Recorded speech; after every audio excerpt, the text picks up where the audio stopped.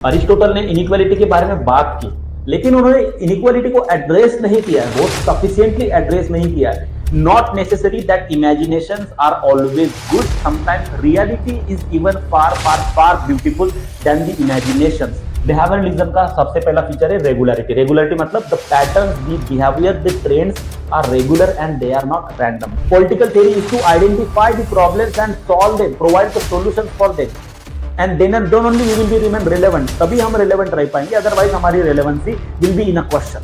तो ये सारी जो चीजें हैं, लैंग्वेज, कल्चर, जेंडर, ये these are also become very important tool in the political life and these are shaping the political life। तो अभी तक हमने क्या क्या देखा, अगर उसको एक बार समझने की, सम अप करने की कोशिश करें।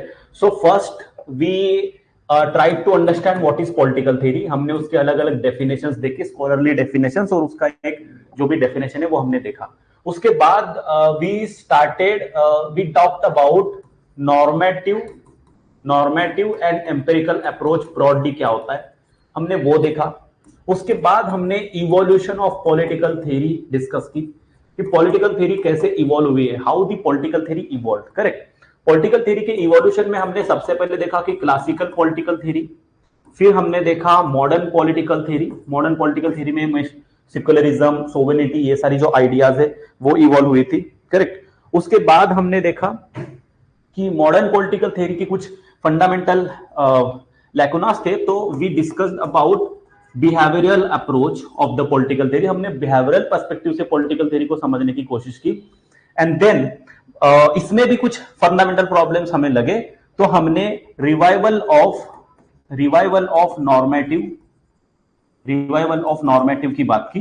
And then we talked about revival of normative के बाद हमने पोस्ट स्ट्रक्चरलिज्म, पोस्ट मॉडर्निज्म और क्रिटिकल थ्योरीज, यहां तक हमने अभी तक इस पॉलिटिकल थ्योरी चैप्टर में हमने डिस्कस की है चीजें। Correct. Till this we have discussed. Okay, till this we have discussed. There is a difference. आप थोड़ा सा और एक बार देख लोगे तो आपको समझ में आएगा। क्लासेस को आपको रिवाइज करना पड़ेगा मल्टीपल टाइम्स, क्योंकि classical approach was limited. Classical approach की कुछ फीचर्स है, और वो फीचर्स ये है, क्लासिकल अप्रोच की फीचर्स ये है कि उसने इथिक्स और पॉलिटिक्स को वो कर दिया था, इथिक्स और पॉलिटिक्स को मिक्स कर दिया था, रिलीजन और पॉलिटिक्स को मिक्स कर दिया था। उनका जो डोमेन था वो काफी ज्यादा लिमिटेड था। They only we are talking about the normative questions, whereas the revival of normative question में सिर्फ नॉर्मेटिव नहीं है, उसमें पोस्ट मॉडर्निज्म, साइंस, मॉडर्न, ये सब के अलावा भी नॉर्मेटिव को भी एम्फेसिस देना। Means revival of normative theory is not simply normative approach. Revival of normative theory is not simply revival approach, but also कि when you study modern values, तो आप सेक्युलरिज्म भी कर रहे हो, आपने सोवेनिटी की भी बात की है, you are talking about the modern values में सोवेनिटी, सेक्युलरिज्म, उसके बारे में भी बात कर रहे हो, आप बिहेवियरल अप्रोच के बारे में भी बात कर रहे हो। And in addition to that you are also talking about normative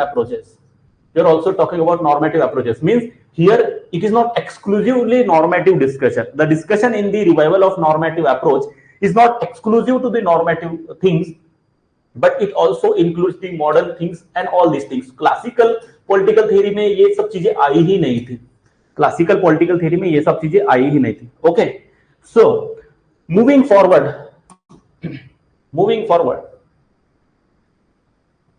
now let us try to understand.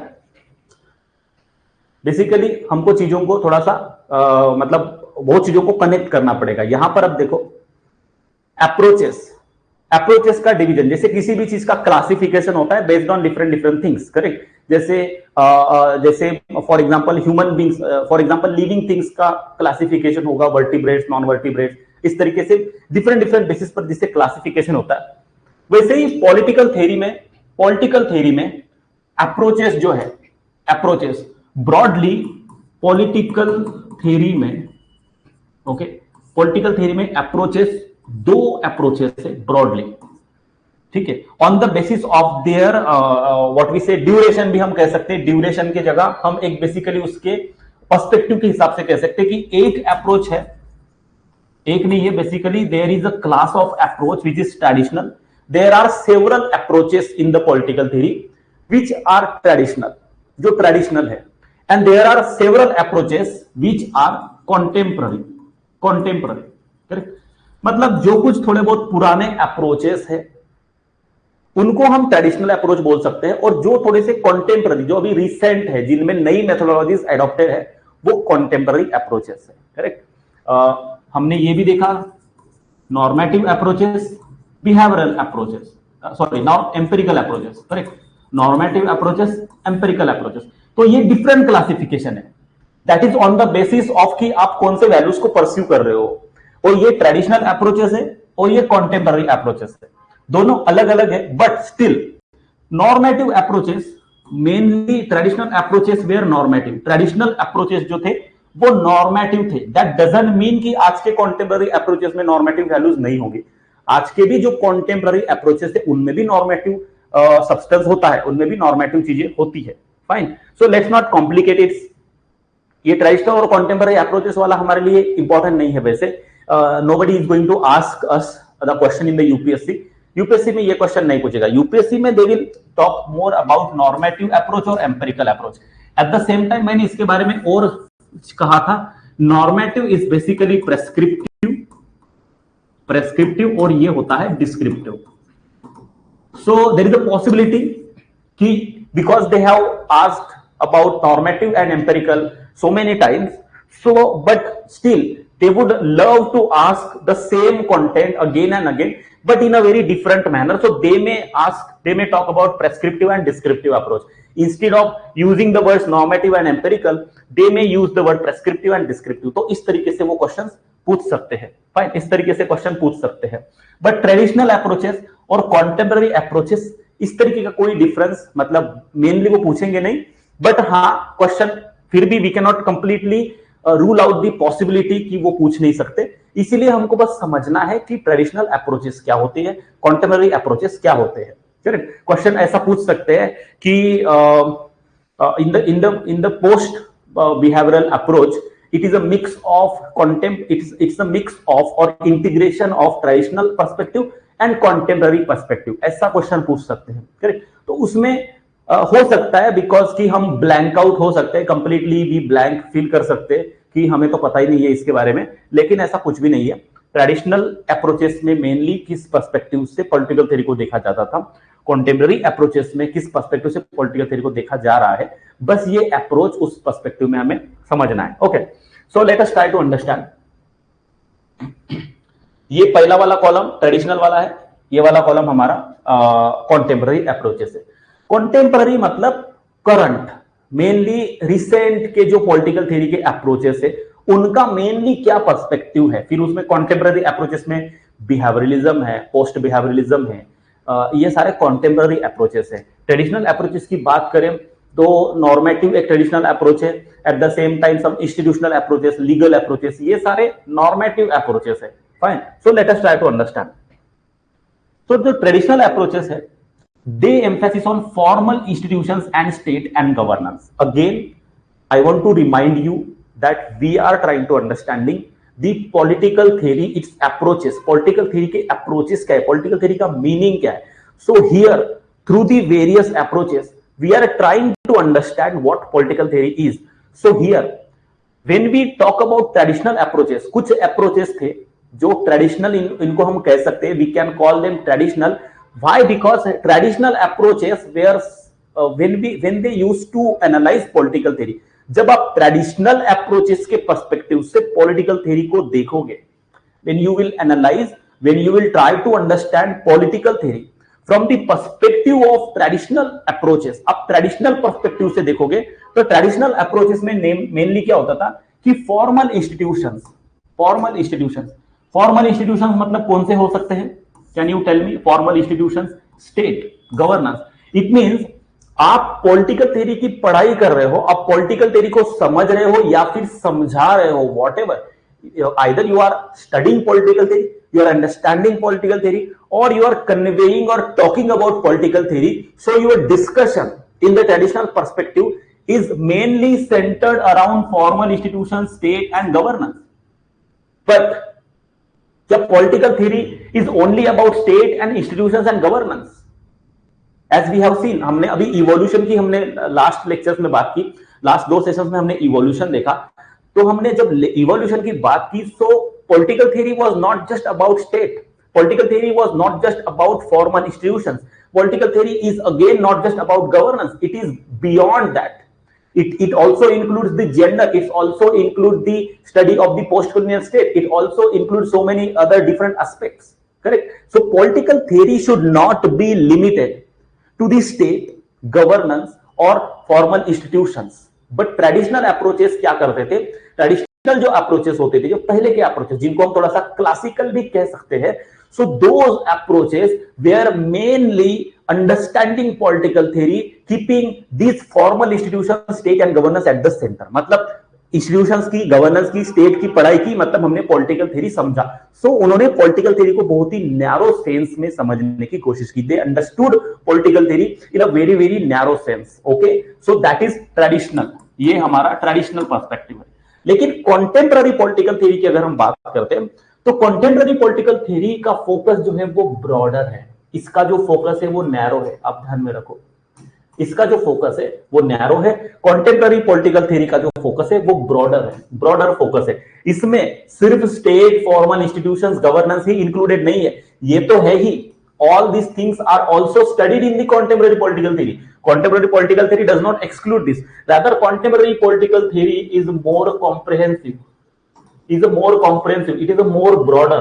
It studies more things. For example, it studies gender also. It studies race. It studies environment. It studies global relation. It studies so many things. Okay? It studies so many things. So, अपना जो अभी political theory को समझने का जो perspective है वो काफी ज्यादा ब्रॉडन हो गया है. कॉन्टेम्पररी टाइम्स में हम ट्रेडिशनल तरीके से पॉलिटिकल थ्योरी को नहीं समझते हैं. सेकेंडली, अगर हम इसकी बात करें तो हमारा जो ट्रेडिशनल पॉलिटिकल थ्योरी है that is predominantly normative. Mainly normative, मैंने शुरुआत में ही बात की, मेनली वो नॉर्मेटिव चीजों पर फोकस करता है. नॉर्मेटिव चीजों पर, dealing with ought to questions कि क्या होना चाहिए, what ought to be वाले questions को ये ज्यादा डील करता है. ओके, ट्रेडिशनल अप्रोच जो है that deals with normally a normative questions, what ought to be वाले questions. ओके, फिलोसॉफिकल उसका फोकस है, मेनली फिलोसॉफिकल रीजनिंग और हिस्टोरिकल एनालिसिस की, इतिहास में क्या हुआ उसके एनालिसिस के बेसिस पर, फिलोसॉफिकल रीजनिंग के बेसिस पर ये ज्यादा फोकस करता है. This focuses on this. Okay, whereas अगर हम कॉन्टेम्पररी अप्रोचेस की बात करें तो कॉन्टेम्पररी अप्रोचेस में नॉर्मेटिव तो है ही. ओके, कॉन्टेम्पररी अप्रोचेस में नॉर्मेटिव तो है ही. इसके अलावा नॉर्मेटिव तो है ही, उसके अलावा एम्पेरिकल जो रिसर्च है या फिर इंटरडिसिप्लिनरी अप्रोच है. इस इंटरडिसिप्लिनरी अप्रोच का मतलब आप थोड़ा सा इकोनॉमिकल पर्सपेक्टिव भी समझ रहे हो, आप थोड़ा सा साइकोलॉजिकल पर्सपेक्टिव, आप थोड़ा सा फिलोसॉफिकल पर्सपेक्टिव, आप जो मल्टीपल डायमेंशन है जैसे हिस्टोरिकल पर्सपेक्टिव, आप थोड़ा सा ज्योग्राफिकल पर्सपेक्टिव भी इसमें समझ रहे हो. तो आप मल्टीपल पर्सपेक्टिव से normative at the same time empirical दोनों अप्रोचेस को इंक्लूड करके अब हम पॉलिटिकल थ्योरी को देख रहे हैं. So now in the contemporary times we are studying political theory from the perspective of interdisciplinary manner. Interdisciplinary मतलब मल्टीपल डिसिप्लिन्स को मिक्स करके हम अपने पॉलिटिकल थ्योरी में अंडरस्टैंडिंग समझने की कोशिश कर रहे हैं या अंडरस्टैंडिंग करने की कोशिश कर रहे हैं. ओके, नॉर्मेटिव और एम्पेरिकल दोनों अप्रोचेस है. पहले ट्रेडिशनल में सिर्फ नॉर्मेटिव अप्रोचेस पर हम बात करते थे. So this is okay. Then formal institution and state overlap नहीं करते.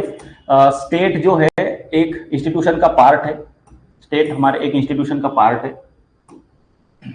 ओवरलैप नहीं करते. फॉर्मल इंस्टीट्यूशंस में स्टेट बेसिकली एक ब्रॉडर इंस्टीट्यूशन आता है. स्टेट है, लेजिस्लेचर है, बेसिकली गवर्नमेंट है, एग्जीक्यूटिव है, जुडिशरी है, ऐसे बहुत सारे फॉर्मल इंस्टीट्यूशंस होते हैं. ठीक है. की थ्योरी, अगर हम ट्रेडिशनल पॉलिटिकल थ्योरी की बात करें तो mainly Plato, Aristotle, Machiavelli, Hobbes, Locke, Rousseau, ये सब थोड़े से ट्रेडिशनल पॉलिटिकल स्कॉलर्स है. ट्रेडिशनल है क्योंकि ये थोड़े से पुराने भी है. इनका जो मेनली बिकॉज अगर आप मैकियावेली की भी बात करेंगे, जब हम मैकियावेली को पढ़ेंगे तो मैकियावेली की भी जो बात करेंगे तो उसमें we will understand that Machiavelli का भी जो मेनली स्टडी था वो मेनली स्टेट क्राफ्ट को लेके था. स्टेट क्राफ्ट, प्रिंस को लेके था कि किंग ने क्या करना चाहिए. तो मेनली किंग तो एक फॉर्मल इंस्टीट्यूशन हो गया, स्टेट को रिप्रेजेंट करता है, तो ही ओनली स्टडीड दैट. अगर हम रूसो की भी बात करते हैं तो he was also mainly centred around state. Hobbes और लॉक भी, इवन अरिस्टोटल ने भी एम्पेरिकल जो भी स्टडी किया, that was mainly about the constitutions, formal institutions and state. And even Plato ने भी मेनली जो स्टडी किया वो स्टेट के बारे में था। इन्होंने they never went beyond state और फॉर्मल इंस्टीट्यूशंस एंड गवर्नेंस। उनकी जो पॉलिटिकल थ्योरी थी that was limited to the state and formal institutions.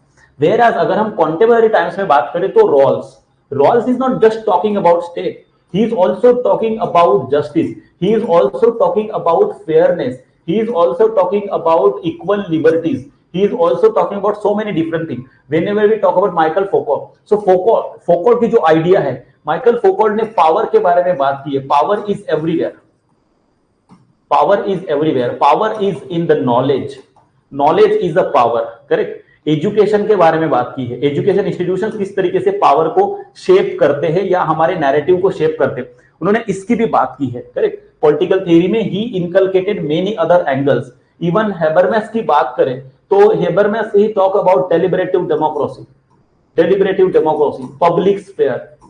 Public sphere, ऐसे डिफरेंट एस्पेक्ट्स पे इन्होंने बात की है। सो कॉन्टेम्पररी जो स्कॉलर्स है, कॉन्टेम्पररी स्कॉलर्स जो है वो स्टेट गवर्नेंस इन सब के बियॉन्ड जाके वो बात करते हैं। एग्जांपल के तौर पे अगर हम कॉन्टेम्पररी में देखें तो डेलिबरेटिव डेमोक्रेसी, जैसे हेबरमैस का हमने बात की, deliberative democracy, multiculturalism, we have talked about it. हमने पहले भी कहा था कि gender, correct, multiple different cultures, culture किस तरीके से पॉलिटिकल टूल बनता है, जेंडर से, कल्चर से, डाइवर्स कल्चर से, प्लूरलिज्म है, प्लूरिस्ट कल्चर से। तो मल्टीपल कल्चर्स जो है हम उसकी बात कर रहे हैं। We are talking about deliberative democracy, हम डेमोक्रेसी में देखेंगे, डेमोक्रेसी में डेलिबरेटिव डेमोक्रेसी सेपरेट टॉपिक है, ओके। सो प्लीज अंडरस्टैंड कि कोई भी चीज जो यहां पर अभी नहीं समझ में आ रही हो और अगर हम उसको अभी एक्सप्लेन नहीं कर रहे, इसका मतलब वो हमें आगे चल के समझना है। सो डोंट उसमें बहुत ज्यादा डिटेल में जाने की जरूरत नहीं है। डेलिबरेटिव डेमोक्रेसी क्या है, ये सेपरेट क्वेश्चन है और इसके ऊपर बेसिकली बहुत सारे यूपीएससी ने क्वेश्चन पूछे हैं और डेमोक्रेसी का ये बहुत ही इंपॉर्टेंट पॉइंट है, तो वो हम उसमें डिटेल में देखेंगे। फाइन, अभी फिलहाल जो चल रहा है उसको समझने की कोशिश करो। So yes, multiculturalism. अब हम पॉलिटिकल थ्योरी को देखते तो किसी वन पर्टिकुलर कल्चर के पर्सपेक्टिव से नहीं देखते हैं, करेक्ट, या फिर सिर्फ स्टेट नहीं समझते हैं। अब हम कल्चर्स की भी बात करते हैं, मल्टीपल कल्चर्स की बात करते हैं, टॉलरेंस की बात करते हैं, कोएग्जिस्टेंस की बात करते हैं। तो अब हमारा पॉलिटिकल थ्योरी का जो फोकस है वो काफी ज्यादा ब्रॉडन हो गया है। यहां पर अगर हम बात करें ट्रेडिशनल पर्सपेक्टिव से तो हम मेनली सोशल कॉन्ट्रैक्ट थ्योरी की बात करते थे, नेचुरल राइट्स की बात करते थे, सोवेनिटी की बात करते थे। ये सभी चीजें हम थ्योरी ऑफ स्टेट में अभी देखने ही वाले हैं। ऑल्सो अगर हम क्लासिकल पॉलिटिकल थ्योरी की बाट करते हैं, सो that is develop with in a specific culture and historical context. Specific culture मतलब मेनली जो पॉलिटिकल स्कॉलर्स थे, जो ट्रेडिशनल पॉलिटिकल स्कॉलर्स की हम बात कर रहे हैं, उसमें आप Rousseau, Locke, Plato, Aristotle, Machiavelli, इनकी अगर बात करोगे तो they belong to particular culture. मतलब Plato belongs to Plato studied in Athens. Plato ने जो भी थ्योरीज डेवलप की वो एथेंस के एक कल्चर के पर्सपेक्टिव से, वहां का जो भी कल्चर था। सो बेसिकली यूरोप का एक ब्रॉडरली जो कल्चर था, उस कल्चर के पर्सपेक्टिव में, उस कल्चरल कॉन्टेक्स्ट में और उस हिस्टोरिकल एनालिसिस में, जैसे हॉब्स ने जो भी थ्योरी, पॉलिटिकल थ्योरी उनकी डिफाइन की, तो he was influenced by the context of whatever he was surrounded with. उनके आसपास जो भी चीजें हुई थी, करेक्ट, चाहे रिवॉल्यूशन हुआ था, चाहे जो भी हुआ था, सिविल वॉर हुआ था, all this things influenced it. Even Machiavelli की बात करें तो मैकियावेली ने भी उस पर्टिकुलर कॉन्टेक्स्ट में जो रिनेसेंस हुआ और जो भी साइंटिफिक इवोल्यूशन हुए, उस कॉन्टेक्स्ट में ही थ्योरीज गॉट डेवलप। सो इनकी सबकी जो थ्योरीज है वो एक तो स्पेसिफिक कल्चरल में मतलब डेवलप्ड हुई है, स्पेसिफिक कल्चर में डेवलप्ड हुई है, हिस्टोरिकल एक कॉन्टेक्स्ट में डेवलप हुई है, एक पर्टिकुलर हिस्टोरिकल कॉन्टेक्स्ट था और वो मेनली यूरोसेंट्रिक है। यूरोसेंट्रिक का मतलब क्या है? यूरोसेंट्रिक का मतलब कि यूरोप का मतलब बेसिकली उनका जो भी रीजन था यूरोप, ओके, उसको सेंटर में रख के वही स्टैंडर्ड है, यही समझ के उसी को स्टैंडर्ड एज्यूम करके उन्होंने थ्योरीज डेवलप की। बट नॉट नेसेसरीली कि European culture is a universal culture. वो कल्चर मतलब बेसिकली जरूरी नहीं कि बाकी लोगों के लिए भी अप्लीकेबल हो। तो इनकी थ्योरीज काफी ज्यादा एक स्पेसिफिक लिमिट में, मतलब यूरोसेंट्रिक थी, कल्चरल और हिस्टोरिकल कॉन्टेक्स्ट में डेवलप हुई। बट अगर हम कॉन्टेम्प्ररी थेरीज की बात करते हैं तो कॉन्टेम्प्ररी थेरीज आज के ग्लोबलाइज्ड वर्ल्ड में, जहां पर दुनिया पूरी तरीके से इंटीग्रेटेड हुई है, ग्लोबलाइज्ड वर्ल्ड में ये डेवलप हुई है, और डाइवर्स इन्फ्लुएंसेस के विद इन डाइवर्स इन्फ्लुएंसेस ये डेवलप हुई है। मतलब कि अभी सिर्फ एक पर्टिकुलर कल्चर का इन्फ्लुएंस नहीं है, अभी सिर्फ एक पर्टिकुलर टाइम का इन्फ्लुएंस नहीं है, यहाँ पर ग्लोबलाइज्ड वर्ल्ड में डिफरेंट कल्चर्स, क्योंकि इंटीग्रेशन हुआ है, डिफरेंट कल्चर साथ में आ रहे हैं, एक्सपोजर इतना मिल रहा है। मतलब scholars are now not just studying one particular political system, सिर्फ एक पर्टिकुलर पॉलिटिकल सिस्टम को या फिर किसी पर्टिकुलर देश को वो एनालाइज नहीं कर रहे, वो अभी अक्रॉस दी वर्ल्ड हर अलग अलग कंट्री में क्या कल्चर है, किस तरीके की पॉलिटिकल सिस्टम है, किस तरीके का पॉलिटिकल सेटअप है, कैसे बिहेवियर इन्फ्लुएंस कर रहा है डिसीजन मेकिंग को, ऐसे ब्रॉडर लेवल पर एक ब्रॉडर पॉलिटिकल लैंडस्केप को समझने की कोशिश कर रहे हैं, not just limited to one particular zone और not just limited to one particular region. Correct. तो अभी ग्लोबलाइज्ड वर्ल्ड होने की वजह से डाइवर्स इन्फ्लुएंसेस के बीच ये सब पॉलिटिकल थ्योरीज डेवलप हो रही है। Okay, and there is also a rise of post colonial studies. Post colonial studies जो कि पहले तो काफी ज्यादा यूरोसेंट्रिक होता था political theory was very much Eurocentric, but अभी जैसे न्यूली डेवलप्ड नेशंस आए, फिर उसके बाद वहां पर डेवलपमेंट हुई, वहां से कुछ स्कॉलर्स इवॉल्व हुए, they started raising voice, they starting writing their own understandings and theories and literature. So there is a now too much availability of a post colonial studies also. जो post colonial third world countries की जो studies है, उनकी जो political systems की analysis है, उनके जो डिफरेंट पर्सपेक्टिव्स है, वो भी अभी पॉलिटिकल थ्योरी में इनकलकेट हो रहे हैं, they are also getting inculcate. So that's why contemporary political theory is a very much diverse and it is very much broad based. Okay, and see अगर हम इसकी बात करें, if we talk about the traditional political theory, so it is criticized for being too abstract, काफी ज्यादा abstract, क्योंकि काफी ज्यादा इमेजिनेशन और काफी ज्यादा assumptions के बेसिस पर वो बनाई हुई थ्योरीज है। चाहे आप सोशल कॉन्ट्रैक्ट थ्योरी की बात करो, चाहे आप मतलब बेसिकली स्टेट की बात करो, स्टेट भी तो ये सोशल कॉन्ट्रैक्ट थ्योरी से ही आया हुआ इंस्टीट्यूशन है। So basically they were the ideas in the political theory, in the traditional political theory were largely abstract, they were too abstract, okay, बहुत ज्यादा रियलिस्टिक नहीं थे, बहुत ज्यादा आइडियल और एब्स्ट्रैक्ट थे। जैसे कि प्लेटो का ideal state, okay, that was not real, that was an abstract idea, ये एक एब्स्ट्रैक्ट आइडिया थी, वो रियल नहीं था।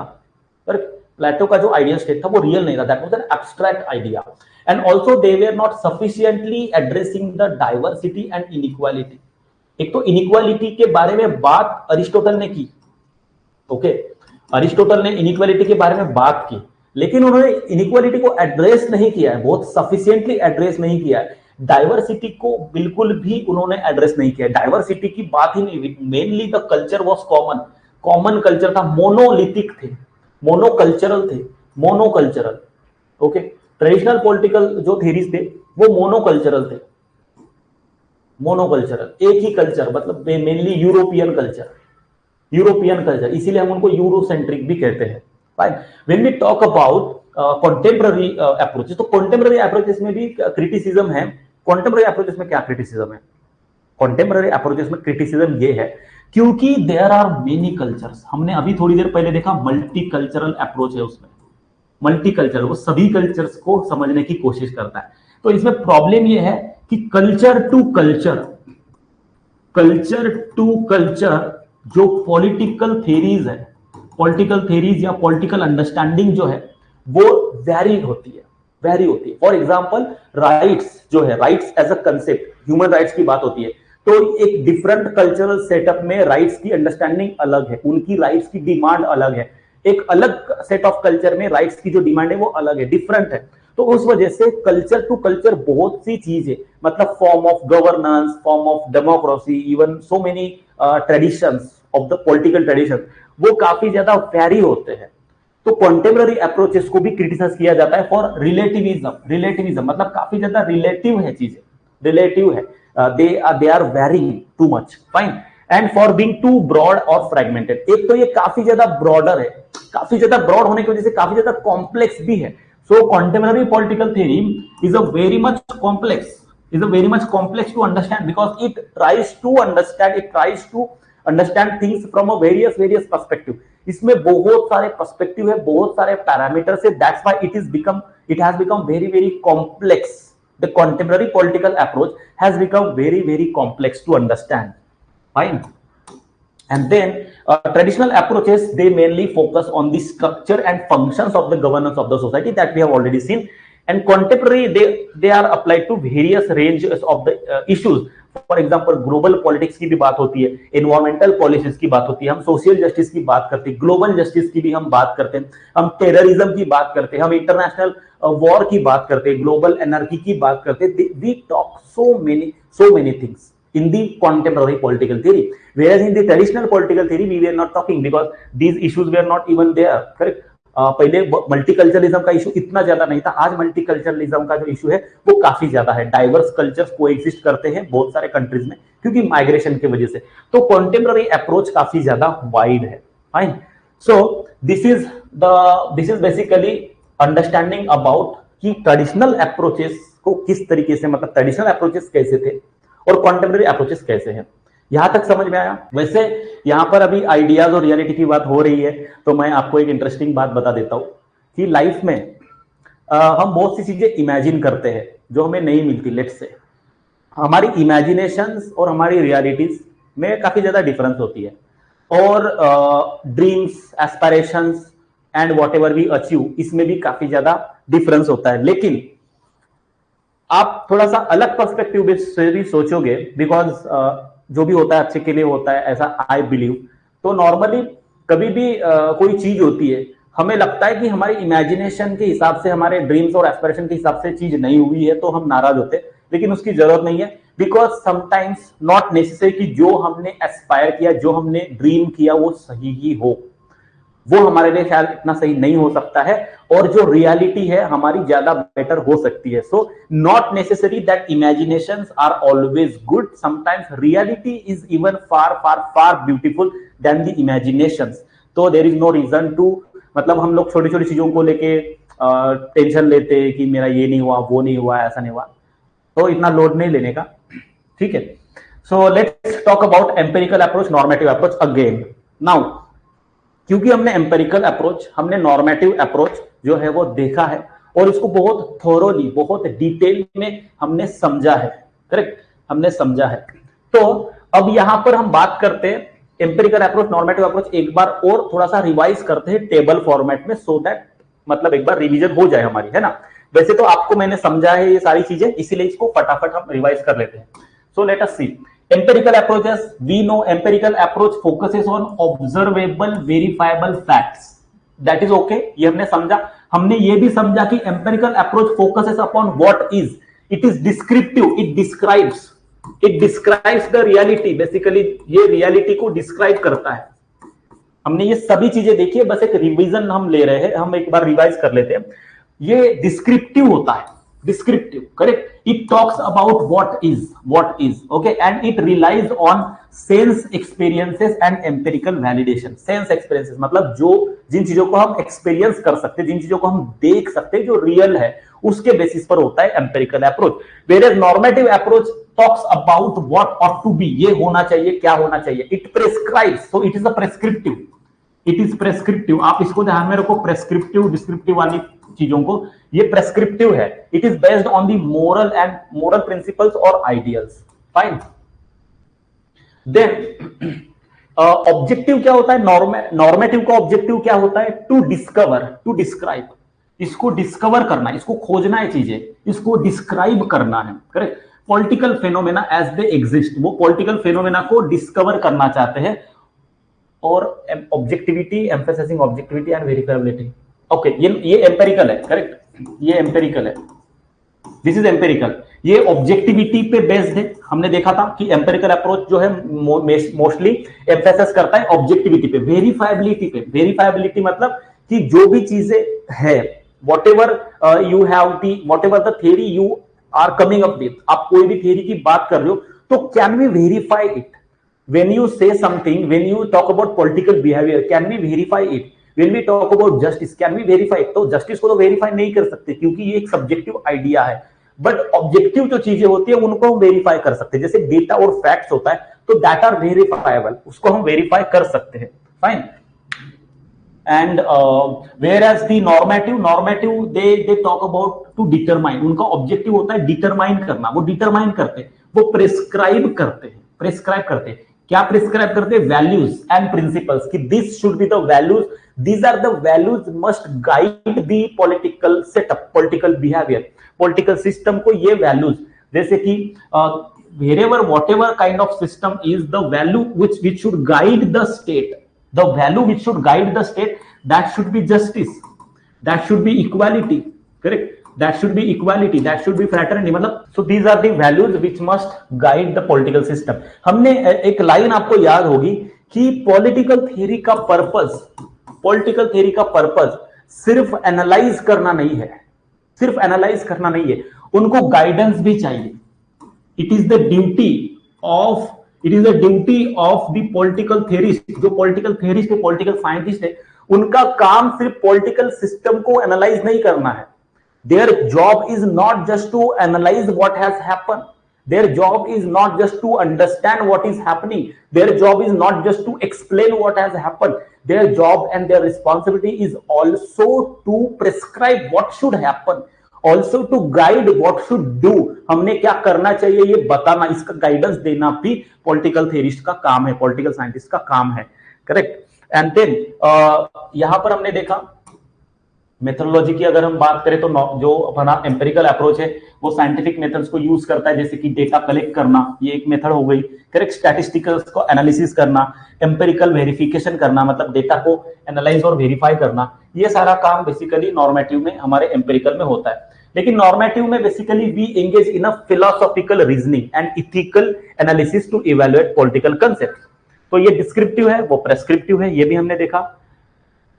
एंड ये जो एम्पिरिकल अप्रोच है इसको क्रिटिसाइज किया जाता है for overlooking the value laden aspects, ये क्रिटिसाइज किया जाता है। Why we criticise empirical approach for its negligence to the value based understanding, because आप यहां पर, क्योंकि you are only talking about data facts which are verifiable, you are only talking about empirical perspective, but in that you are missing the values भी तो important होते हैं ना political theory में। बिना वैल्यू के आप पॉलिटिकल सिस्टम को, पॉलिटिकल सेटअप को चला नहीं सकते हो। if you have to drive the political system, you have to have the values also along with you, so that is the one of the lacunas of the empirical approach, whereas इसको जो है हमारा जो normative approach है that is also criticized, हम इसको criticise इसलिए करते हैं बिकॉज ये काफी ज्यादा सब्जेक्टिव है, आपकी मतलब अभी सालों से, इतने हजारों साल हो गए, लेकिन आप जस्टिस की डेफिनेशन ही नहीं बना पा रहे हो।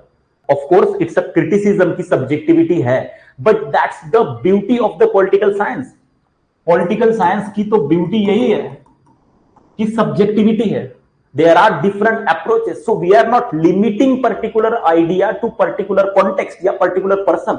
मतलब कल को एक particular person बोल दे कि ये justice की definition है, so okay, we understand your idea of justice and we may probably inculcate your idea also in our understanding, but that does not necessary that your definition is final, because we have so many other definitions and their perspective। क्योंकि हमें African perspective देखना पड़ेगा, हमें Indian perspective देखना पड़ेगा, हमें और भी पर्सपेक्टिव देखने पड़ेंगे, क्योंकि सबके प्रॉब्लम्स अलग है, सबके हिसाब के जस्टिस की जो डेफिनेशन है वो काफी डिफरेंट है।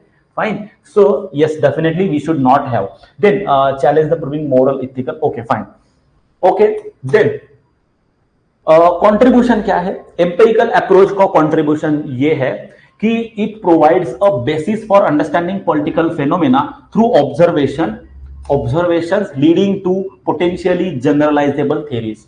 मतलब इसका सबसे बड़ा कंट्रीब्यूशन, अगर हम एम्पिरिकल अप्रोच का कंट्रीब्यूशन देखें तो कंट्रीब्यूशन ये है कि इन्होंने हमें वो एक सर्टन अप्रोच जो है अंडरस्टैंडिंग प्रोवाइड की है पॉलिटिकल थ्योरी में, जिसके through we can observe, okay, and through the observation we can lead to potentially generalizing the theories। हम theories को generalize कर सकते कि okay, if this happens it means this will happen, अगर ये हुआ है, ये सर्टन स्पेसिफिक डेटा है, ये सर्कमस्टेंसेस है, तो ऐसा पॉलिटिकल सिस्टम ज्यादा फिट करेगा या ज्यादा सुटेबल रहेगा।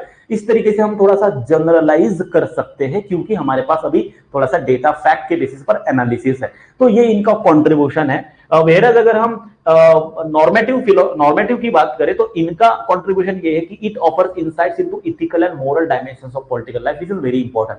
पॉलिटिकल लाइफ में इथिकल और मोरल डायमेंशंस होना बहुत जरूरी है, और वो इनसाइट्स जो है वो हमें नॉर्मेटिव अप्रोच प्रोवाइड करता है, and that is the contribution of normative approach.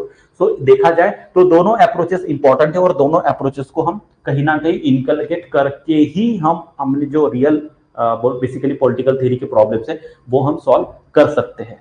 Okay, yes, societies evolve, new challenges, new technology and no concept is universal. Yes, मैंने उसमें भी बताया था पोस्ट मॉडर्निज्म में।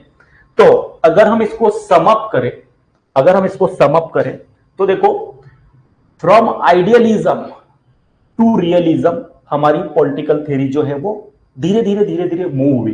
पहले आइडियल थी, मतलब क्लासिकल पॉलिटिकल थ्योरी थी, फिर हमने थोड़ा सा रियलिस्टिक अप्रोच लाने की कोशिश की। हमने सोवेनिटी, सेक्युलरिज्म जैसी आइडियाज इसमें इंट्रोड्यूस करके हम मॉडर्निज्म की तरफ चले गए।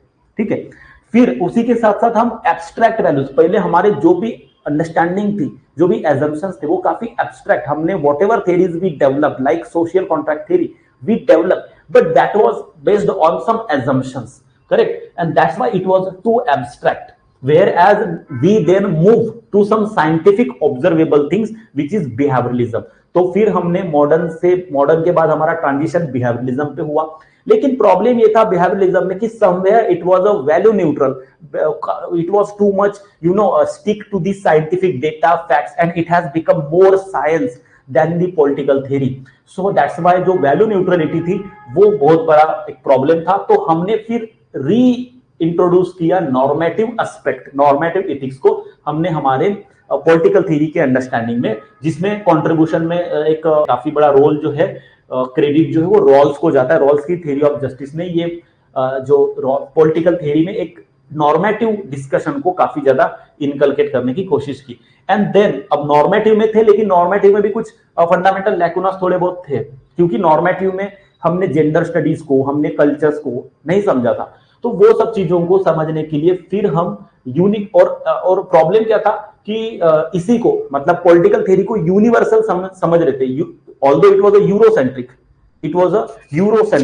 Correct, it was a Eurocentric, but we move to difference and identities. हमने आइडेंटिटीज पर और डिफरेंसेस पर बात की, and this is how we move to post modernism. So we are now in the post-modernism. We are now studying contemporary political theories. We are in a contemporary political theory era where we mainly study political theory from a post-modernist perspective. Okay, value neutrality का मतलब क्या होता है? Value क्या होती है? Justice, equality, ये values है, वैल्यूज। ओके, वैल्यूज जो इथिकल होती है, फिलोसॉफिकल होती है, और आपके अप्रोच में वैल्यूज नहीं है तो आप वैल्यू न्यूट्रल हो गए, दैट्स इट। तो बिहेवियरलिज्म में साइंटिफिक डेटा, आप साइंस के बेसिस पर, डेटा फैक्ट्स के आधार पर when you study political theory, so do you inculcate values? No, you don't inculcate values, and that's why your study is a value neutral study. Okay, moving forward, so just now we have try to understand that traditional political theory क्या होती है और contemporary political theory क्या होती है। अब हम traditional political theory के कुछ कुछ जो अप्रोचेस है, कुछ जो थ्योरीज है, उनको ब्रीफली समझने की कोशिश करेंगे। वो हमारे लिए इंपॉर्टेंट नहीं है, इसीलिए हमने उसको समराइज किया है। हम उसको इतने डिटेल में नहीं देखेंगे, क्योंकि वो इंपॉर्टेंट इतने नहीं है। उनके ऊपर क्वेश्चन भी पूछा जाने की जो पॉसिबिलिटी है वो बहुत रेयर है, लेकिन वो हमें बस अंडरस्टैंड करना है, बस एक ब्रीफ अंडरस्टैंडिंग हमें चाहिए। वैसे तो वी अंडरस्टूड कि what is traditional political theory, but let us try to understand through some examples कि जो ट्रेडिशनल पॉलिटिकल थ्योरी है वो क्या है। ओके, तो कुछ अप्रोचेस है ट्रेडिशनल पॉलिटिकल थ्योरी के। एक है फिलोसॉफिकल अप्रोच। फिलोसॉफिकल अप्रोच नाम लिख के आपको समझ में आएगा कि ये ट्रेडिशनल अप्रोच है, क्योंकि ये मेनली मतलब फिलोसॉफिकल नॉर्मेटिव एस्पेक्ट पर फोकस करता है, नॉर्मेटिव एस्पेक्ट पर ये मेनली फोकस करता है। So it explores ethical and moral foundations of politics, जैसे justice, inside, rights and authority. अब आप कहोगे कि रिवाइवल ऑफ पॉलिटिकल थ्योरी में ये हुआ था। Of course revival of political theory में फिलोसॉफिकल अप्रोच था, करेक्ट। बट ये मेनली नॉर्मेटिव पर्सपेक्टिव होने की वजह से हम इसको ट्रेडिशनल पर्सपेक्टिव से देखते हैं कि ये ट्रेडिशनल पॉलिटिकल थ्योरी है। Fine. Then there is a historical approach. Historical approach क्या करता है कि जैसे कि मार्क्स ने अपनी जो पॉलिटिकल थ्योरी जो भी उन्होंने अपनी मार्क्सिज्म की जो थ्योरी बनाई वो पूरा हिस्टोरिकल एनालिसिस करके बनाई। सो वॉट एवर, जैसे मैकियावेली की भी अगर बात करें तो मैकियावेली ने भी काफी ज्यादा हिस्टोरिकल एनालिसिस करके ही अपना एक थ्योरी डेवलप किया था। सो ये सब जो थ्योरीज, बहुत सारे जो थ्योरीज बने हैं वो हिस्टोरिकल पर्सपेक्टिव से, मतलब हिस्ट्री को स्टडी करके बने हुए। सो दैट्स व्हाई हमने देखा था कि ट्रेडिशनल पॉलिटिकल थ्योरी जो है ये हिस्टोरिकल पर्सपेक्टिव से ज्यादा उसमें इन्वॉल्वमेंट होती है। तो इसीलिए ये भी हमारा बेसिकली ट्रेडिशनल पर्सपेक्टिव हो गया, ट्रेडिशनल हो गया ये। ओके। देन लीगल अप्रोच हमने ट्रेडिशनल में ये भी देखा था कि फॉर्मल इंस्टीट्यूशंस और स्टेट और गवर्नेंस को ही ज्यादा वो सेंटर में रख के एनालाइज करते हैं। तो लीगल मतलब laws, if you are trying to study political theory from the base of the laws, आप बस लॉज समझ के ही पॉलिटिकल थ्योरी को समझोगे। आप gender, post colonial approaches, multiculture, ये पर्सपेक्टिव, ये सब चीजें नहीं करोगे। You will only study the laws. Okay. So then your political theory will be very much traditional. आपका अप्रोच जो हो गया वो ट्रेडिशनल अप्रोच हो गया। देखो वैसे ट्रेडिशनल का और कंटेम्पररी अप्रोचेस का बहुत ज्यादा रिजिड लेना देना नहीं है इन सब चीजों से कि टाइमलाइन से। Okay. Even in the today's perspective there can be some traditional approach. अगर if we come up with some political theory, with some approach to understand political theory where we only focuses upon the state and its philosophical dimension, then probably our perspective will be traditional। हमारा देखने का नजरिया जो है वो traditional हो जाएगा। Correct. क्योंकि ट्रेडिशनल का मतलब एक पर्टिकुलर टाइमलाइन से नहीं है। ट्रेडिशनल का मतलब एक पर्सपेक्टिव से है कि आप कितना, अगर आपका बहुत ज्यादा नैरो पर्सपेक्टिव है, आप बहुत ज्यादा पॉलिटिकल थ्योरी को लिमिट करोगे to the laws, to the institutions, to the state, then your understanding of the political theory will be traditional। okay। Legal approach हो गया। इंस्टीट्यूशनल अप्रोच आप नाम से ही समझ सकते हो। If you are only studying, जैसे प्रेसिडेंशियल फॉर्म ऑफ गवर्नमेंट या पार्लियामेंट्री सिस्टम अच्छी है, आप इसके बेसिस पर पॉलिटिकल थ्योरी को अंडरस्टैंड करने की कोशिश करोगे, इंस्टीट्यूशंस के बेसिस पर अंडरस्टैंड करोगे, तो ऑब्वियसली आपकी जो अंडरस्टैंडिंग होगी वो काफी ज्यादा नैरो होगी। Okay. Now contemporary approaches, now these are important और इस पे असल में क्वेश्चन पूछे जाते हैं। नॉर्मली यूपीएससी मेनली जो क्वेश्चंस पूछते जो इस पे क्वेश्चन पूछते, जैसे बिहेवियरलिज्म पे, पोस्ट बिहेवियरलिज्म पे, रिवाइवल ऑफ पॉलिटिकल थ्योरी पे, तो इन पर ज्यादा क्वेश्चन पूछते, इसलिए कॉन्टेम्पररी अप्रोचेस इंपॉर्टेंट है। ओके। कॉन्टेम्पररी अप्रोचेस, तो let us try to understand contemporary approaches. यहां तक अगर समझ में आ गया हो so you can take 2 minutes break। philosophical approach, आप फिलोसॉफी से ही समझ लो कि philosophy is about ethics, morals, इन सब पे ज्यादा एम्फेसाइज करती है, नॉट इन रियलिटी। मतलब कि आप साइंटिफिक डेटा, फैक्ट्स, इसके बेसिस पर आप चीजों को जज नहीं कर रहे हो, आप mainly normative. When you understand political theory from a philosophical perspective, so it is basically you are trying to understanding it from a normative angle, it from the basis of the norms, from the basis of the ethics, morality, इन सब ideas के basis पर आप political theory को समझ रहे हो। सो ये काफी ज्यादा नैरो हो जाएगा, क्योंकि हम सिर्फ फिलोसॉफी को फोकस नहीं कर सकते, हमें कुछ रियल लाइफ जो एग्जांपल्स है, डेटा, फैक्ट्स है, वो भी चाहिए होंगे। Then and then only we may be probably understand the political theory in a more better way. So जब आप सारी पर्सपेक्टिव इनकलकेट करोगे, philosophical as well as scientific, then only you will become contemporary. Correct. आपका approach contemporary हो जाएगा। जब आप सिर्फ और सिर्फ ट्रेडिशनल मोरल्स पे ध्यान दोगे, तो हम जैसे हमारे घर, हमारे सोसाइटी में पेरेंट्स होते हैं जो मेनली फिलोसॉफिकल बातें करते हैं, ऐसा होना चाहिए, आपने बड़ों की इज्जत करना चाहिए, पैर छूने चाहिए, इस तरीके की जब बातें करते हैं, तो हम बोलते नहीं कि बहुत ज्यादा फिलोसॉफिकल है उसके पापा या उसकी मम्मी या उसकी फैमिली बहुत ज्यादा फिलोसॉफिकल है, ऐसा बोलते हैं। तो क्यों? क्योंकि वो बस इसकी बातें करते हैं, मतलब रियल लाइफ बातें नहीं कर रहे, बस कल्चर, ट्रेडिशन, इन सब की बातें कर रहे हैं। Correct. So that is basically philosophical. So moving forward to the contemporary theories. Now see contemporary approaches में सबसे पहले आएगा बिहेवियरल अप्रोच। क्योंकि बिहेवियरल अप्रोच क्यों कॉन्टेम्पररी है? बिहेवियरल अप्रोच क्यों कॉन्टेम्पररी है? क्योंकि ये थोड़ा सा एक तो मॉडर्न के बाद है ना, मॉडर्न है, और इसमें हम जो है science, data, facts, empirical perspective को हम यहां पर समझने की कोशिश कर रहे हैं। इस वजह से ये कॉन्टेम्पररी है, because scientific developments are contemporary, data, facts, ये सब कॉन्टेम्पररी चीजें हैं। तो इस वजह से हम इसको कॉन्टेम्पररी अप्रोचेस में समझते हैं. So behavioural approach in the political science that emerge in mid 20th century, ये सब इंपॉर्टेंट नहीं है, बस एक कॉन्टेक्स्ट समझते हैं. As a response to the limitations of traditional approaches, as a response, ये समझ लो, एज अ रिस्पॉन्स कि ट्रेडिशनल अप्रोचेस जो हमने देखे, जो mainly basically which were centre to state, जो सिर्फ स्टेट की बात करेंगे, जो सिर्फ फॉर्मल इंस्टीट्यूशंस की बात कर रहे थे, जो सिर्फ बेसिकली सिर्फ फिलोसॉफीज की बात कर रहे थे, नॉर्म्स की बात कर रहे थे, करेक्ट, नॉर्मेटिव की बात कर रहे थे, तो इनके लिमिटेशंस ये थे, कि वो बहुत ज्यादा नॉर्मेटिव थ्योरीज पे डिपेंड करती थी, वो बहुत ज्यादा हिस्टोरिकल एनालिसिस पर डिपेंड करते थे. They were only trying to understanding the historical analysis, वो historical analysis के पर्सपेक्टिव से ही चीजें समझते थे. So that was the major limitation, वो एक बहुत बड़ा लिमिटेशन था. और अब ऑब्वियस सी बात है कि क्योंकि हम पॉलिटिकल थेरिस्ट हैं, we are political theorist, we are political scientist, so whenever there is some limitation to our study, then definitely we will respond to it and we will try to evolve it. हम इसको evolve करके उसको बेहतर बनाने की कोशिश करेंगे. Because behaviourism को हम कॉन्टेम्पररी इसलिए भी बोलते हैं बिकॉज बिहेवियरल में नाम में ही देखो बिहेवियर है. They are not only studying the state, they are not only studying formal institutions, they are not studying only normative ideas और philosophical ideas. They are trying to understand the political behavior of people. And now the most interesting and most important things comes into the picture, that they are trying to understand the political behavior of an individual, and here is the major shift. सबसे बड़ा shift यहीं पर हुआ है. This is the major shift. आपके जो traditional approach, आप एक लाइन नोट डाउन कर सकते हो जब आप ट्रेडिशनल और इसके बीच में जो डिफरेंस लिखोगे, यहां पर मेंशन नहीं है.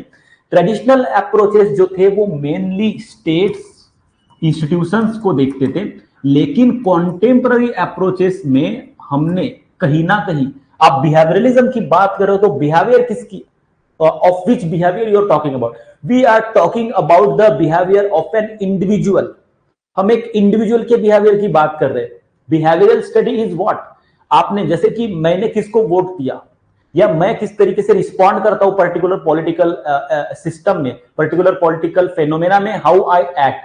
सो that behaviour is not of a group, behaviour not of a society, behaviour not of a state, but a behaviour of an individual.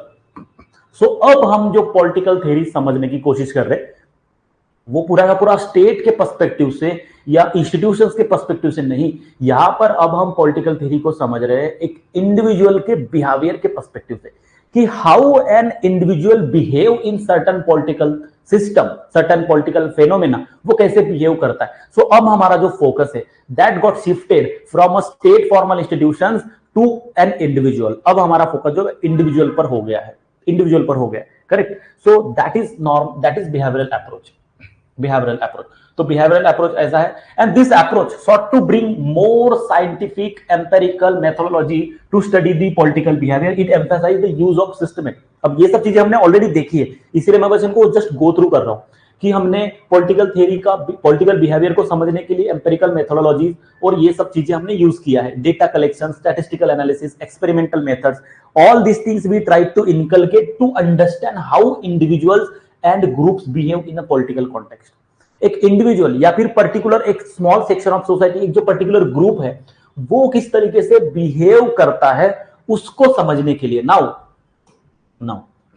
To understand the behaviour of individual, to understand the behaviour of a group in a political setup, we will need data, we will need survey. हम survey करते तो ये बोलते हैं क्या कि इतने लोगों की भीड़ है और हम सबको बोलते हैं कि बताओ आपने किसने वोट किया, और फिर मेजोरिटी ने जिसको वोट किया. हम ऐसा नहीं करते.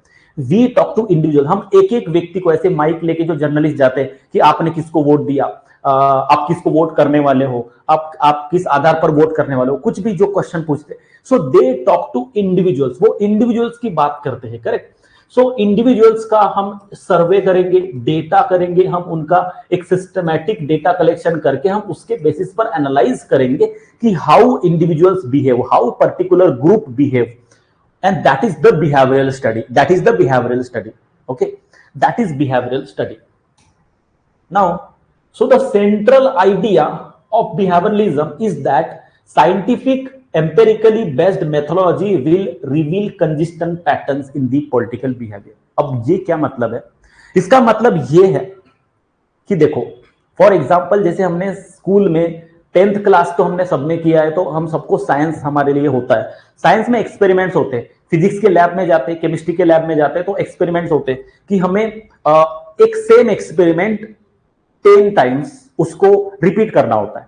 10 टाइम्स रिपीट करके हर बार हम रीडिंग नोट डाउन करते हैं कि इस बार हमारी क्या रीडिंग है, इस बार हमारी क्या रीडिंग है, और एंड वी समवेयर अंडरस्टैंड कि एक एवरेज कॉमन कंसिस्टेंट रीडिंग आ रही है, कंसिस्टेंट आ रही है। मतलब साइंस में क्या होता है कि जो भी चीज है वो कंसिस्टेंटली आएगी, करेक्ट। साइंस में जो भी चीजें है वो कंसिस्टेंट होगी, तो हमें कंसिस्टेंटली एक बिहेवियर समझना है, हमें कंसिस्टेंसी समझनी है, उस बिहेवियर में कंसिस्टेंसी समझनी है। We have to identify, we have to understand the consistency in the behaviour, कि हमने फर्स्ट लोकसभा के इलेक्शन देखे, सेकंड लोकसभा के इलेक्शन देखे, थर्ड लोकसभा के इलेक्शन देखे, और हमने अभी तक टोटल 17 से 18 लोकसभा के इलेक्शंस देखे।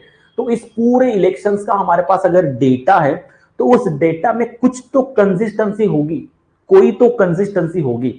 तो बेसिकली उन कंसिस्टेंसीज को रिवील करना चाहते हैं। We want to reveal the consistency, we want to identify what are that consistencies, so that we can predict the behaviour. हम प्रेडिक्ट कर सकते हैं पास्ट के जो भी डेटा फैक्ट्स और जो भी कंसिस्टेंट बिहेवियर है, उसको समझ के हम ये समझते कि ओके, अगर ऐसा हुआ तो ऐसा होगा, if this happen so this will be the result, correct. तो इसका अब देखो, पॉलिटिकल साइंस को आप समझो, यहां पर जैसे वोटिंग वाला जो बहुत इंपॉर्टेंट एग्जांपल है, हमेशा लीडर्स ने, पॉलिटिकल लीडर्स ने यह समझा कि एक सर्टन कॉन्स्टिट्यूएंसी में there is a leader who is emotionally appealing to the people of his caste, of his community, and he got elections, he win elections, वो इलेक्शन जीत गया।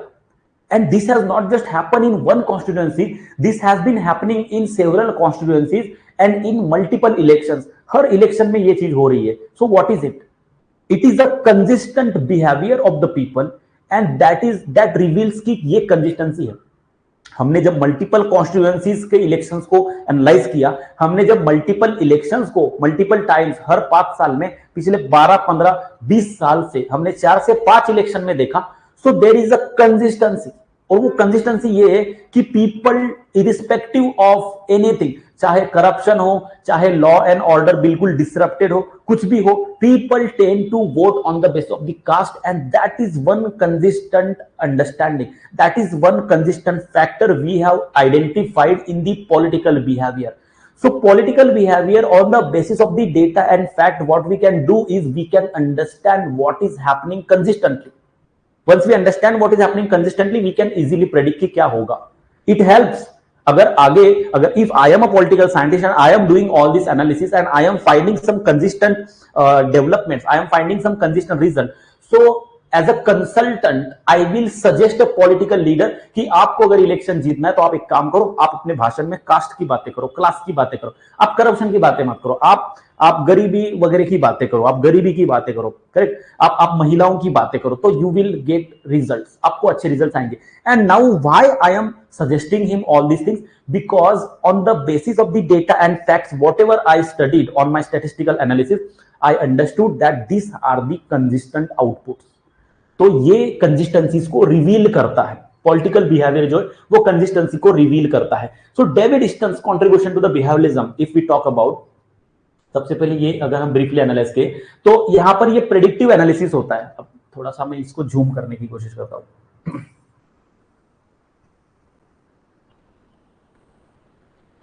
बिहेवियरल अप्रोच के जो फंडामेंटल पिलर्स अगर हम बात करें तो एम्पेरिकल एनालिसिस, ये इमेज हमने नोट्स में भी दी है तो वो आप यूज कर सकते हो. इट फोकस ऑन इंडिविजुअल्स, ये भी हमने डिस्कस किया. ये क्वांटिटेटिव मेथोडोलॉजीज पर फोकस करता है, मतलब डेटा फैक्ट्स पर फोकस करता है. और इसका जो एनालिसिस है प्रेडिक्टिव एनालिसिस, मतलब चीजों को एनालाइज करके ये प्रेडिक्ट करना चाहता है. Fine. So these are the features. If you talk about contribution, if you talk about the contribution of David Easton's, so his work revolved around the concept of systems theory. अब systems theory समझते हैं and its application. वैसे system theory जो है हम detail में comparative में भी समझेंगे, अभी हमारे लिए इतना इंपॉर्टेंट नहीं है। तो सिस्टम थ्योरी, बट एक ब्रीफ आइडिया मैं दे देता हूं। Easton's idea laid the foundation for a more scientific and empirical approach. So basically behavioralism की हम जब भी बात करते हैं, whenever you write something, whenever you talk about behavioralism, you have to mention David Easton, because he is someone who contributed immensely to the development of the behavioral approach. He was the person, and then he was the same person who contributed to the post behavioralism. He himself said कि भाई हमने जो पहले बात की थी वो इतनी ज्यादा रेलेवेंट नहीं है, अब हमें कुछ और बातें करनी चाहिए। That is what David Easton is. So David Easton ने क्या कहा? He said that the behaviour of a political system is to a significant extent a matter of way in which the environment is allowed to enter it. Now this is very interesting. This is very interesting to understand. I am reading it one more time. The behavior of a political system is to a significant extent a matter of way in which the environment is allowed to enter it. इसका मतलब मैं आपको समझाता हूं। चलो, इसका मतलब let's try to understand. अब देखो, हमारा कंट्री भी एक पॉलिटिकल सिस्टम है। We are living in a political system. Now whatever our behaviour is, हम किसको वोट करते हैं या फिर हमारा पॉलिटिकल इंक्लिनेशन किस पॉलिटिकल पार्टी की या किस पॉलिटिकल लीडर की तरफ है, this is everything is not just completely defined by my own self. मैं खुद इसको डिसाइड नहीं कर रहा हूं। एनवायरमेंट में मतलब मेरे आसपास जो भी चीजें हो रही है, what ever the developments, what ever the happenings, मैं मीडिया में क्या सुन रहा हूं, मैं बाकी लोगों को किस तरीके से मतलब मैं डिस्कशंस में देख रहा हूं, लोग क्या कह रहे हैं, लोग किस तरीके से अप्रोच कर रहे हैं, जो भी चीजें मुझे पता चल रही है। तो एनवायरमेंट में, इस एनवायरमेंट में, ये एक एनवायरमेंट है, ये पूरा का पूरा एक एनवायरमेंट है, करेक्ट। इस एनवायरमेंट में मैं यहां पर हूं, तो इस एनवायरमेंट में जो भी डेवलपमेंट्स हो रही है वो मेरे थॉट प्रोसेस को इंपैक्ट कर रही है, and that is actually tending me to behave in a certain way.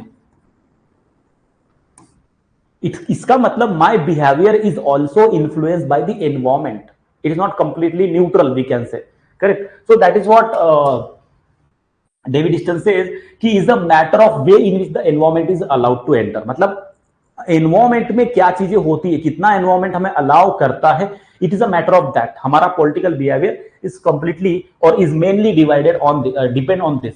Okay, so now let us try to understand behaviouralism. Behaviouralism हमने ऑल्दो बिहेवियरलिज्म के फीचर्स, उसके कैरेक्टरिस्टिक्स, उसकी सभी चीजें लगभग समझी है, लेकिन उसको थोड़ा सा और ज्यादा स्पेसिफिक मैनर में समझने की कोशिश करते हैं। यहां पर देखो, सो this is basically behaviourism. Behaviourism किस बातों पर फोकस करता है? सबसे पहले बिहेवियरलिज्म रेगुलरिटीज पर फोकस करता है। बिहेवियरलिज्म का एक इंपॉर्टेंट फीचर है रेगुलरिटीज। रेगुलरिटीज का मतलब क्या है? रेगुलरिटीज का मतलब क्या है? It seeks to identify the predictable patterns in the political behavior. आपके political behavior में predictable patterns को identify करना चाहते हैं। जैसे मैंने कहा कास्ट वाला, कास्ट की बातें करोगे तो आपका जो predictable मोस्ट लाइकली आप जीत सकते हो इलेक्शंस, तो वो क्या है? That is a predictable analysis. That's a predictable analysis. So behavioralism focuses, behavioralism seeks to identify. behavioralism को करना क्या है?